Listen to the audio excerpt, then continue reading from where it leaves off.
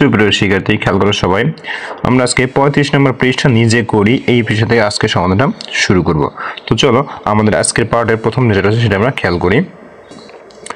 তো শুরু করার আগে আরো একটা কথা বলতে চাই, দেখো তোমাদের প্রতিটা ভিডিওতে আমি একই কথাই বলি এবং একই কথা আগামীতেও বলবো। সেটা হচ্ছে যে তোমরা প্রত্যেকটা ভিডিও দেখার আগে অবশ্যই আমাদের কমেন্ট বক্সটা চেক করে নিবে। ঠিক আছে, ইউটিউবের যে কমেন্ট বক্সটা সেটা চেক করে নিবে। আমাদের ভুল ত্রুটি হতেই পারে, কারণ মানুষ মাত্রই কিন্তু ভুল হয়। ঠিক আছে, আমরা কিন্তু ভুলের ঊর্ধ্বে কেউ নাই, সুতরাং যেটা ভুল হয় সেটা আমরা পরবর্তীতে কারেকশন করে দিই। ঠিক আছে, দেখো এখানে বলা হয়েছে সঠিক উত্তরটিতে টিক চিহ্ন দাও। তো আমরা এখন সঠিক উত্তরটিতে টিক চিহ্ন দিব। খেয়াল করে বলা হয়েছে যে দুটি সংখ্যার মধ্যে যে সংখ্যাটি থেকে বিয়োগ করা হয় তাকে কি বলে। মনে রাখবা আমাদের এখানে 2 0 1 0 সমান সমান 1, একটু বড় করে দিই, ডিফারেন্ট করে দিই, তাহলে ভালো হবে। 2 আর এখানে হচ্ছে 8। তো খেয়াল করো আমরা 20 থেকে 12 বাদ দিয়ে 8 পেয়েছি, তাই না? এই একটা হলো আমরা অঙ্ক করেছি। এখন এখানে আমরা এই জিনিসটার মাধ্যমে এটা আমরা বুঝে নিব। দেখো এই যেটা থেকে বিয়োগ করা হয়, এটা থেকে বিয়োগ করা হচ্ছে, এটাকে আমরা বলি বিয়োজন। ঠিক আছে, এটাকে আমরা কি বলি? বিয়োজন। এরপরে আসি যেটা দিয়ে আমার বিয়োগ করা হয় সেটাকে বলি বিয়োজ্য। সেটাকে কি বলি? বিয়োজ্য। আর বিয়োগ করার পরে যেটা পাই সেটাকে বলি বিয়োগ ফল। তাহলে এখন দেখো এটাই আমাকে বলা হয়েছে যে এই যে সংখ্যা থেকে আমার বিয়োগ করা হয় তাকে বলা হয় আমার কি? বিয়োজন।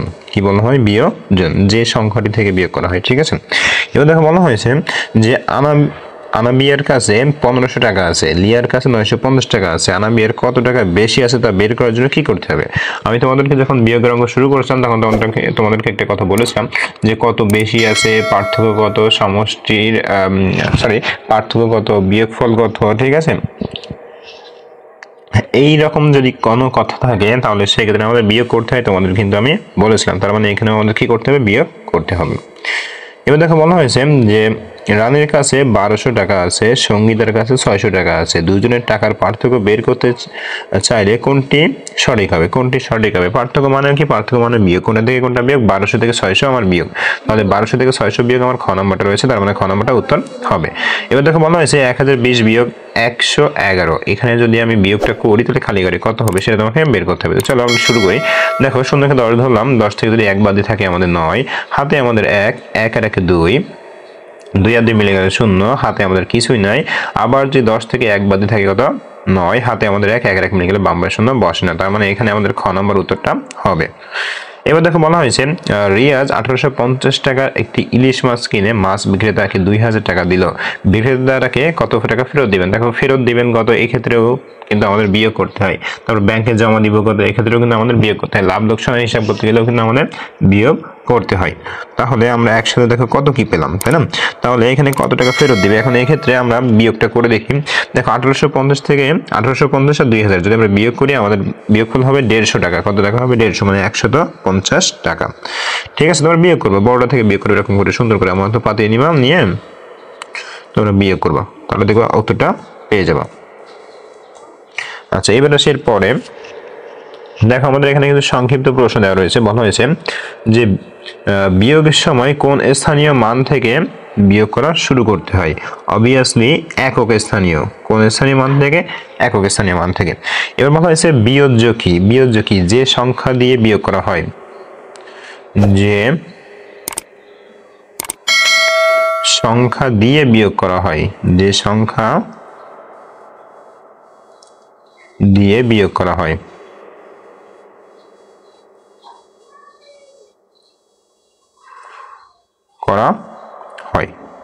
তাহলে যে সংখ্যা দিয়ে বিয়োগ করা হয় তাকে আমরা কি বলি? বিয়োজ্য বলি।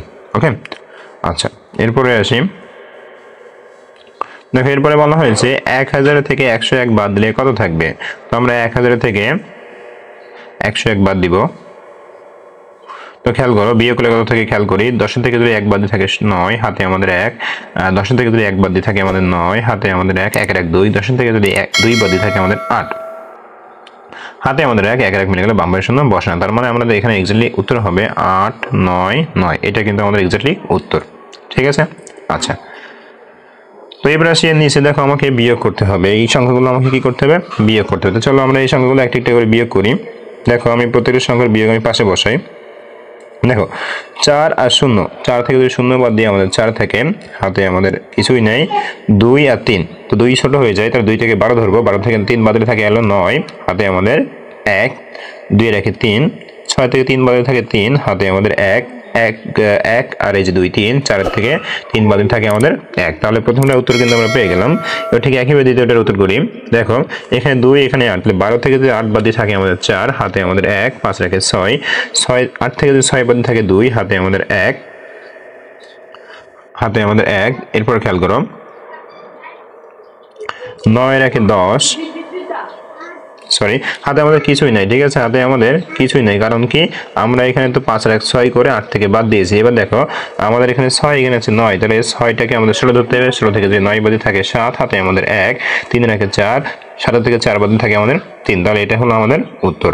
ঠিক আছে, এরপরে আসে এখানে দেখো 5 আর 9, তাহলে 15 থেকে 9 বাদ দিব, থাকবে আমাদের 6, হাতে আমাদের 1, 2 এর আগে 3, 11 থেকে যদি আমরা 3 বাদ দিই থাকবে আমাদের 8, হাতে আমাদের 1, 3 এর আগে 4, 13 থেকে যদি 4 বাদ দিই থাকবে আমাদের 9, হাতে আমাদের 1, 4 এর আগে 5, 6 থেকে যদি 5 বাদ দিই থাকবে আমাদের 1, তাহলে এটা কিন্তু আমাদের উত্তর। ঠিক আছে, ঠিক একইভাবে আমরা এখন 4 নম্বরের যে উত্তরটা সেটা আমরা ঠিক পাশাপাশি সুন্দর করে এখানে লিখব। খেয়াল করি 5 থেকে যদি 1 বাদ দিয়ে থাকে আমাদের 4, এরপর খেয়াল করো 9 থেকে যদি 5 বাদ দিয়ে থাকে আমাদের 4, এবার খেয়াল করো 3 থেকে আমরা 13 ধরবো, 13 থেকে যদি 8 বাদ দিয়ে থাকে 5, হাতে আমাদের 1, 1 আর 1 মিলে গেলে বাম পাশে শূন্য বসে না। এরপর আসে এখানে দেখো 13 থেকে যদি 6 বাদ দিয়ে থাকে 7, হাতে আমাদের 1, 2 এর আগে 3, 11 থেকে যদি 3 বাদ দিয়ে থাকে আমাদের 8, হাতে আমাদের 1, 4 আর 5, 12 থেকে যদি 5 বাদ দিয়ে থাকে আমাদের 7, হাতে আমাদের 1, 2 এর আগে 3, 3 হাতে মিলে গেলে বাম পাশে শূন্য বসে না। এরপর আসি দেখো এখানে 0, তাহলে 10 ধরবো, তো 10 থেকে যদি 6 বাদ দিয়ে থাকে আমাদের 4, হাতে আমাদের 1, 5 রেখে 6, 10 থেকে যদি 4 বাদ দিয়ে থাকে, সরি 6 বাদ দিয়ে থাকে আমাদের 4, হাতে আমাদের 1, 3 রেখে 4, 10 থেকে যদি 4 বাদ দিয়ে থাকে আমাদের কত 6, আর হাতে যে একটা ছিল সেই একের সাথে মিলে গেলে বাম পাশে শূন্য বসে না। এরপর খেয়াল করো 7 থেকে যদি 1 বাদ দিয়ে থাকে হলো আমাদের 6, 7 থেকে যদি 1 বাদ দিয়ে থাকে 6, হাতে আমাদের কিছুই নাই, 5 থেকে যদি 2 বাদ দিয়ে থাকে আমাদের 3, এরপরে খেয়াল করো 4 থেকে যদি 0 বাদ দিয়ে থাকে আমাদের 4, এটা কিন্তু 3। ঠিক আছে, আমি একটু ক্লিয়ার করে দিই, 6 3 4। আচ্ছা, এবার খেয়াল করো 9 থেকে যদি 6 বাদ দিয়ে থাকে আমাদের 3, এবার দেখো 5 থেকে যদি 3 বাদ দিয়ে থাকে আমাদের 2, এটা কিন্তু উত্তর কিন্তু এটা হয়ে গেল। ঠিক আছে, তোমরা সুন্দরভাবে দেখে নাও। দেখো এটার উত্তরটা আমি এখানে লিখতেছি। 8 নম্বর দেখো 0 আর 9, তাহলে 10 থেকে 9 বাদ দিয়ে থাকে আমাদের 1, হাতে আমাদের 1, 1 আর 1 2, 2 আর 2 মিলে গেল 0। এবার খেয়াল করে এখানে 5, এখানে 6, তাহলে 15 থেকে যদি 6 বাদ দিয়ে থাকে আমাদের 9, হাতে আমাদের 1, 2 এর আগে 3, 3 আর 3 মিলে গেল 0, 4 থেকে যদি 2 বাদ দিয়ে থাকে আমাদের 2, এটা কিন্তু আমরা করে ফেললাম। ঠিক আছে, আচ্ছা এবার আসে 9 নম্বরের দাগে। খেয়াল করি 9 নম্বর দাগটা আমি উপরে করাচ্ছি। ঠিক আছে, উপরে বসাচ্ছি এখানে। দেখো এখানে 3, এখানে 8, তাহলে 13 থেকে যদি 8 বাদ দিই থাকে আমাদের 5, হাতে আমাদের 1, 4 আর 5, 8 থেকে যদি 5 বাদ দিই থাকে আমাদের 3, হাতে আমাদের 1, 6 আর 7, 12 থেকে যদি 7 বাদ দিয়ে থাকে আমাদের 5, হাতে আমাদের 1, 7 আর 8, 14 থেকে যদি 8 বাদ দিয়ে থাকে 6, হাতে আমাদের 1, 1 আর 1 মিলে গেলে বাম পাশে শূন্য বসে না। তাহলে আশা করি খুব সুন্দরভাবে এই যে অঙ্কগুলো আমি করে দিলাম এটা কিন্তু সুন্দরভাবে করে ফেলেছো। ঠিক আছে, এবার আমরা শেষ যে 3টা আছে সেটা আমরা একটু দেখি। দেখো 10 নম্বরটা আমি নিচে করে দিছি। খেয়াল করো 15 থেকে যদি 6 বাদ দিয়ে থাকে আমাদের 9, হাতে আমাদের 1, 7 আর 8, 12 থেকে যদি আমি 8 বাদ দিই থাকে আমাদের 4, হাতে আমাদের 1, 8 আর 9, 16 থেকে যদি 9 বাদ দিয়ে থাকে আমাদের 7, হাতে আমাদের 1, 3 থেকে যদি 1 বাদ দিয়ে থাকে 2, আর এই পাশে 4 করতে 4 বসে গেল। এবার আসে এই পাশে এটাও নিচে করি। দেখো 13, 3 থেকে 13 ধরছি আর 6, 13 থেকে 6 বাদ দিয়ে থাকে 7, হাতে আমাদের 1, 1 আর 1 2, 5 থেকে যদি 2 বাদ দিয়ে থাকে 3, হাতে আমাদের কিছুই নেই। এবার দেখো 1, তাহলে 11 থেকে 2 বাদ দিয়ে থাকে আমাদের 9, হাতে আমাদের 1, 3 আর 1 4, যদি 13 থেকে 4 বাদ দিয়ে থাকে আমাদের 9, হাতে আমাদের 1, 3 আর 1 4, 8 থেকে 4 বাদ দিলে 4। এবার আসে দেখো এখানে বলা হয়েছে 0 আর 7, তাহলে আমরা 0কে 10 ধরবো, 10 থেকে যদি 7 বাদ দিয়ে থাকে আমাদের 3, হাতে আমাদের 1, 2 এর আগে 3, আবার 10 থেকে যদি 3 বাদ দেই তাহলে আমাদের থাকে কত 7। এবার খেয়াল করো হাতে আমাদের 1, 4 রাখে 5, 10 থেকে যদি আমরা 5 বাদ দিই থাকে আমাদের 5, হাতে আমাদের 1, 8 রাখে 9, 10 থেকে যদি আমরা 9 বাদ দিই থাকে আমাদের 1, হাতে আমাদের 1, 3 রাখে 4, 5 থেকে যদি 4 বাদ দিই থাকে আমাদের 1। তাহলে মানে এটাই কিন্তু আমাদের উত্তর। ঠিক আছে, তো সুপ্রিয় শিক্ষার্থী দেখো 35 নম্বর পৃষ্ঠায় যে অঙ্কগুলো ছিল সেগুলো তোমাদের কিন্তু খুব সুন্দরভাবে খুব ইজিলি আমি করিয়ে দিয়েছি। এবার আমরা চলে আসলাম এরপরে যে পৃষ্ঠায়, খেয়াল করো এরপরের পৃষ্ঠায় কি বলা হয়েছে যে হাসান সাহেব বই মেলায় প্রথম দিনে 5,620 টাকা এবং দ্বিতীয় দিনে 6,385 টাকার বই বিক্রি করেন। দ্বিতীয় দিন তিনি কত টাকা বেশি বই বিক্রি করেন? আমি কিন্তু ফার্স্টেই তোমাদেরকে যখন বিয়োগের অঙ্ক করিয়েছিলাম তখন কিন্তু বলেছিলাম যে কত টাকা বেশি বই বিক্রি করেন, কত টাকা কম বই বিক্রি করেন, এইগুলো যখনই বলবে আমাকে ডিরেক্টলি বিয়োগ করতে হবে। কি করতে হবে? বিয়োগ করতে হবে। তো চলো তাহলে আমরা এই অঙ্কটা যদি বিয়োগ করি, বড় থেকে ছোটটা যদি বিয়োগ করি তাহলে আমরা উত্তরটা পেয়ে যাব। তো সুপ্রিয় শিক্ষার্থী খেয়াল করো 4 দাগ দিয়ে আমি লিখে নিয়েছি যে দ্বিতীয় দিনে বইটা কিন্তু বেশি বিক্রি করে, বেশি টাকা বিক্রি করে, যার কারণে কিন্তু আমি দ্বিতীয় দিনটা আগে লিখছি যে দ্বিতীয় দিনে বই বিক্রি করে 6,385 টাকা এবং প্রথম দিন বই বিক্রি করে 5,620 টাকা। ঠিক আছে, এবার দেখো আমরা এখন যদি এখানে বিয়োগ করি, আমি তোমাদেরকে বলেছিলাম কত টাকা বেশি কত টাকা কম এই টাইপের যদি বলা হয় তাহলে বিয়োগ করতে হবে। তাহলে আমি এখন বিয়োগ করবো। দেখো 5 করতে 5, 8 থেকে যদি 2 বাদ দিই থাকে আমাদের 6, দেখো 13 থেকে যদি 6 বাদ দিই থাকে আমাদের 7, হাতে 1, 5 রেখে 6, 6 4 মিলে গেলে 5 বসে না। তার মানে আমরা উত্তর কত পেলাম? উত্তর পেলাম 765 টাকা। তার মানে সে দ্বিতীয় দিন এই কয় টাকা বেশি বই বিক্রি করে। ঠিক আছে, আচ্ছা তাহলে এবারে চলে যাবো এর পরে যেটা রয়েছে। দেখো দাগ নাম্বার 5, এখানে দাগ নাম্বার 5-এ বলা হয়েছে নাজমা বেগম 1560 টাকা নিয়ে বাজারে গেলেন, তিনি 975 টাকা খরচ করলেন, তার কাছে কত টাকা অবশিষ্ট রইল? কত টাকা অবশিষ্ট রইল? ঠিক আছে, খরচ করার পরে কত টাকা অবশিষ্ট রইল, ফেরত পাবো কত, অবশিষ্ট রইল কত, এই টাইপের কথাগুলো থাকলে আমাকে কি করতে হবে? বিয়োগ করতে হবে। চলো আমরা এটাও দেখে ফেলি। তো সুপ্রিয় শিক্ষার্থী খেয়াল করো আমি কিন্তু লিখে নিয়েছি যে বাজারে নিয়ে গেল 1560 টাকা, সে খরচ করলো 975 টাকা। এখন আমরা জাস্ট এটা বিয়োগ করবো, বিয়োগ করলে আমরা উত্তরটা পেয়ে যাবো। খেয়াল করো 0 তাহলে 10 ধরবো, 10 থেকে যদি 5 বাদ দিয়ে থাকে আমাদের 5, হাতে আমাদের 1, 7 রেখে 8, 16 থেকে যদি 8 বাদ দিয়ে থাকে আমাদের 8, হাতে আমাদের 1, 9 রেখে 10, 15 থেকে 10 বাদ দিয়ে থাকে আমাদের 5, হাতে আমাদের 1 1 মিলে গেল, বাম পাশে 0 বসে না। তার মানে আমাদের এক্স্যাক্টলি উত্তর আসলো কত? 585 টাকা। তাহলে এখানে উত্তর লিখবো 585 টাকা। ঠিক আছে, আমাদের কিন্তু দ্বিতীয়টাও কিন্তু খুব সুন্দরভাবে হয়ে গেল। তো সুপ্রিয় শিক্ষার্থী দেখো এরপরে যেটা রয়েছে 6 নম্বর দাগ, বলা হয়েছে রহিম সাহেবের মাসিক আয় 18,550 টাকা এবং ব্যয় 17,984 টাকা, তার মাসিক জমা কত? দেখো জমা যখনই বলবে তখনই মাথায় রাখবা যে আমাদের আয়ের থেকে ব্যয়টা বাদ দিতে হবে। তো চলো আমরা সেটাও করে ফেলি। তো সুপ্রিয় শিক্ষার্থী দেখো আমি এখানে লিখে নিয়েছি যে মাসিক আয় 18,550 টাকা, মাসিক ব্যয় 17,984 টাকা। এখন আমরা কি করব? বিয়োগ করব। তো খেয়াল করে বিয়োগ করি, 10 থেকে যদি 4 বাদ দিয়ে থাকে আমাদের 6, হাতে আমাদের 1, 8 রেখে 9, 15 থেকে যদি 9 বাদ দিই তাহলে আমাদের থাকে কত? 6, হাতে আমাদের আবারও 1, 9 রেখে 10, 15 থেকে যদি 10 বাদ দিয়ে থাকে আমাদের 5, হাতে আমাদের 1, খেয়াল করো 7 রেখে 8, 8 মিলে গেলে বাম পাশে 0, আবার 1 1 মিলে গেল বাম পাশে 0। এখন এই দুইটা শূন্য কিন্তু আমাদের কখনো বসাতে পারবো না, সুতরাং আমাদের উত্তর হবে 566 টাকা সে জমা করেন। তার উত্তর কত হবে? উত্তরটা হবে 566 টাকা, 566 টাকা। ঠিক আছে, আশা করি এটা খুব সুন্দরভাবে তোমরা বুঝতে পেরেছো। এবার আমরা চলে যাবো এর পরে যে অঙ্কটা রয়েছে 7 নম্বর যে অঙ্ক।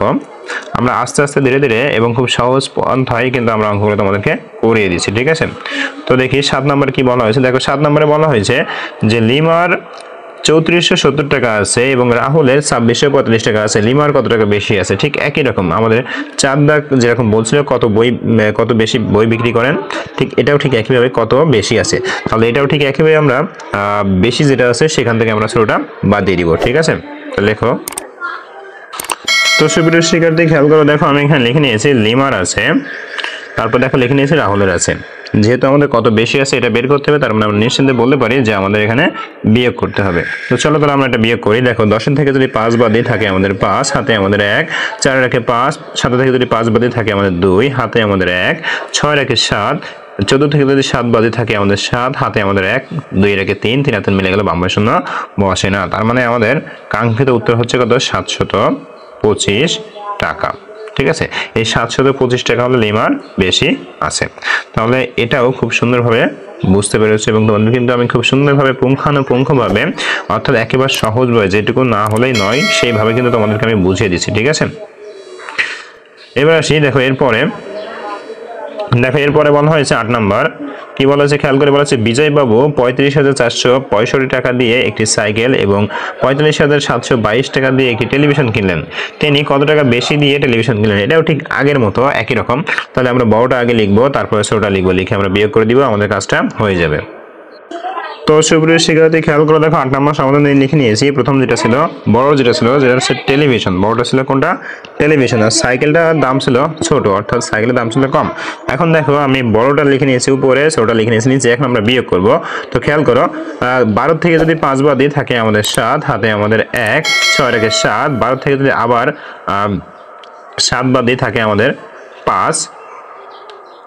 তারপর খেয়াল করো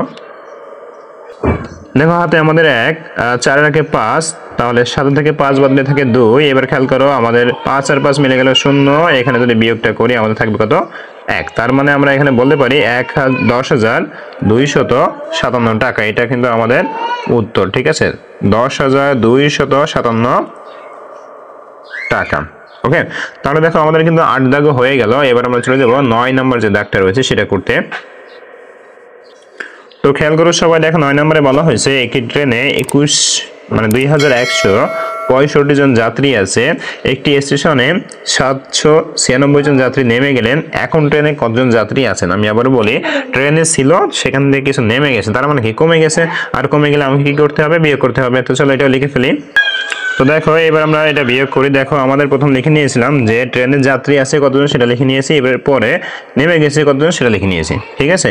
এবার আমরা জাস্ট বিয়োগ করব। তো দেখো 15 থেকে যদি 6 বাদ দিয়ে থাকে আমাদের 9, হাতে আমাদের 1, 9 রেখে 10, 10 থেকে যদি 16 থেকে যদি 10 বাদ দিয়ে থাকে আমাদের 6, হাতে আমাদের 1, 7 আর 1 8, 11 থেকে যদি 8 বাদ দিয়ে থাকে আমাদের 3, হাতে আমাদের 1, 2 থেকে যদি 1 বাদ দিয়ে থাকে আমাদের 1। তার মানে 1300, খেয়াল করো 1369 জন কিন্তু আমাদের রয়ে গেল। তার মানে উত্তর হবে এটাই যে 1369 জন, ঠিক আছে। তাহলে এটা কিন্তু খুব সুন্দরভাবে আমরা বুঝে ফেললাম। এবার আমরা চলে যাব এর পরে যে অঙ্কটা রয়েছে সেখানে। তো খেয়াল করো এর পরে কি রয়েছে আমরা খেয়াল করি, চলে যাই। দেখো 9 নম্বরটা কিন্তু শেষ করে দিলাম। এবার আমরা চলে যাব 10 নম্বরের দাগে। দেখো 10 নম্বরে কি রয়েছে? 10 নম্বরে বলা হয়েছে যে আবিদের মায়ের কাছে